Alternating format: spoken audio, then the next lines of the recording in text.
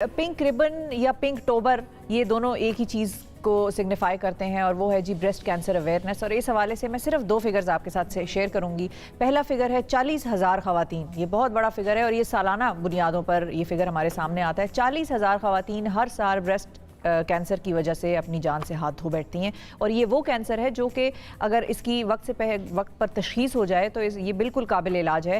ये उतना मूजी नहीं है जितना कि बाकी कैंसर्स हैं। और अराउंड 10 मिलियन खवातीन जो हैं, यानी कि 10 मिलियन खवातीन हाई रिस्क पर हैं कि जिनको आने वाले वक्तों में या आने वाले सालों में ब्रेस्ट कैंसर हो सकता है या जो ब्रेस्ट कैंसर डेवलप कर सकती हैं। इस हवाले से हम बात करेंगे। उमर आफ्ताब साहब हमारे साथ मौजूद हैं जो कि CEO हैं पिंक रिबन के। और पिंक रिबन पाकिस्तान में एक ऐसा इनिशिएटिव है जिसने तारीख ही बदल दी, खास तौर पर जब हम बात करें ब्रेस्ट कैंसर के हवाले से। अस्सलाम वालेकुम उमर साहब। अस्सलाम वालेकुम जी। बहुत शुक्रिया सर, आपने वक्त निकाला।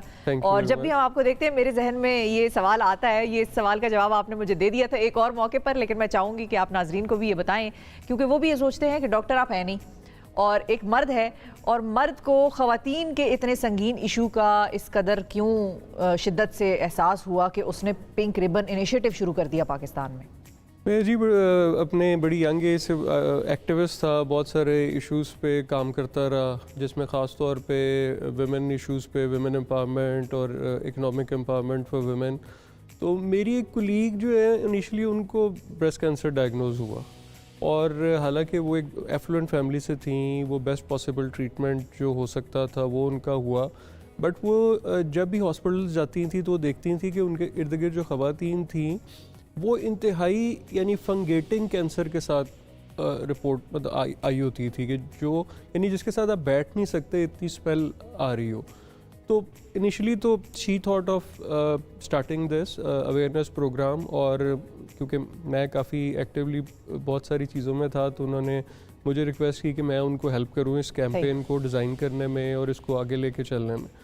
अच्छा, वो शुरू में 2-3 साल तो मैं उनके साथ इस कैंपेन में रहा, और फिर वो उनको दोबारा रीअकर हो गया और शी कुडंट सर्वाइव।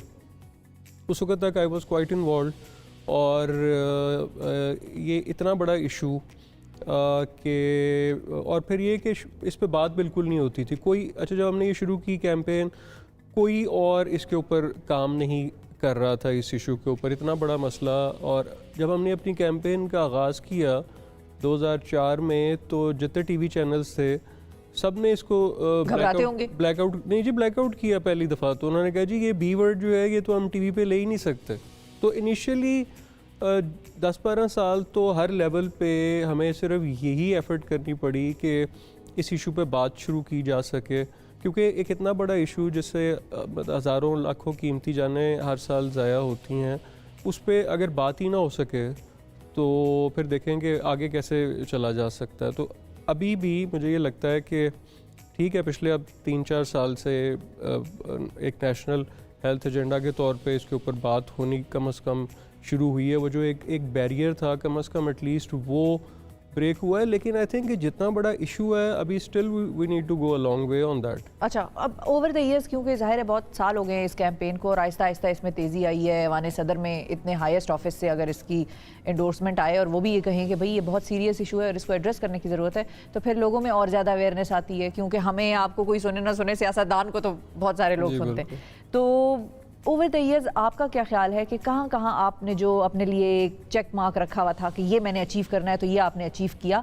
और कौन सी ऐसी चीज़ें हैं जो कि still yet to be achieved हैं इस कैंपेन के हवाले से? देखिए, जैसे अब हमारी जो आउटरीच प्रोग्राम है वो काफ़ी एक्सटेंसिव है। हमारा बहुत बड़ा एक यूथ प्रोग्राम है। हर साल हम तकरीबन 200 से ज़्यादा कॉलेजेस यूनिवर्सिटीज़ में क्रॉस पाकिस्तान अवेयरनेस को लेके जाते हैं। अच्छा, ये एक बड़ा एक इम्पॉर्टेंट मीडियम है, क्योंकि हमने देखा कि जब हम किसी कॉलेज में जाते हैं तो वो जब एक यंग गर्ल जो है जिसको अवेयरनेस का मैसेज मिलता है, वो स्टूडेंट नहीं है बल्कि वो पूरी एक फैमिली है। वो अपने घर में उसकी वालदा, बहनें और लोग जो हैं, तो वो हमने देखा कि ये एक बड़ा अभी रिसेंटली पिछले 3 साल से जैसे PTA का बड़ा शुक्रिया, उन्होंने रिंगटोन जो है। अच्छा, ये तो हमने ये देखा कि जी गाँव देहातों में मतलब अनपढ़ ख़वातीन तक भी ये मैसेज जो है उर्दू में मोबाइल तो अब इस वक्त हर बंदा जो है वो यूज़ कर रहा है। तो कोशिश तो यही की कि मुख्तलिफ़ तरीके ऐसे किए जाएँ जिससे कि हम ज़्यादा से ज़्यादा लोगों तक पहुँच सकें। अब इस वक्त जो ज़रूरत है करने की वो ये है कि एक तो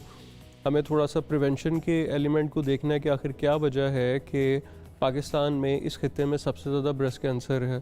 सो उसके ऊपर जो है वो काम करने की ज़रूरत है। फिर ये कि अभी ट्रीटमेंट के हवाले से बहुत काम करने की ज़रूरत है। पिंक रिबन ने पाकिस्तान का पहला dedicated breast cancer hospital Lahore में आधा हॉस्पिटल जो है वो अल्हम्दुलिल्लाह इस वक्त कंप्लीट हो गया। हमारा क्लिनिक चल रहा है, हमारी डायग्नोस्टिक फैसिलिटी अल्हम्दुलिल्लाह स्टार्ट हो गई है और अगले 6 से 8 महीने में हम कंप्लीट सर्विस जिसमें सर्जरी, कीमो, ये सब कुछ प्रोवाइड कर रहे होंगे।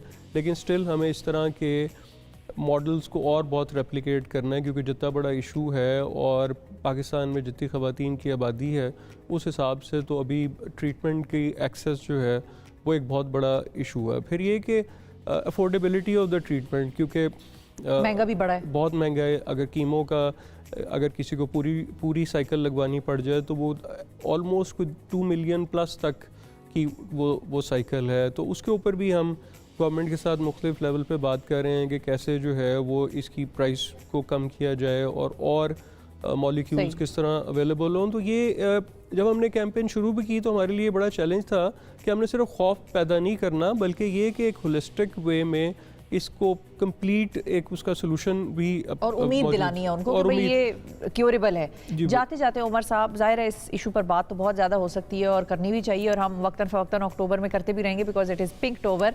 लेकिन जाते जाते आप लोगों को क्या कहना चाहेंगे, जो ख़वातीन भी देख रही हैं आपको और जो मर्द भी देख रहे हैं?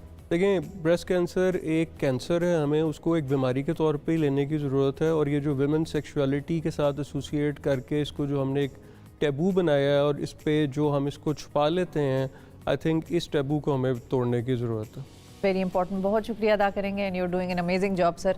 और इसी तरह अल्लाह ताला आपके इस काम में मज़ीद बरकत डाले और ज़्यादा से ज़्यादा लोगों को इस चीज़ का एहसास हो कि ये वो कैंसर है जिससे औरत की जान बच सकती है अगर वक्त पर इसकी तशख़ीस हो सके।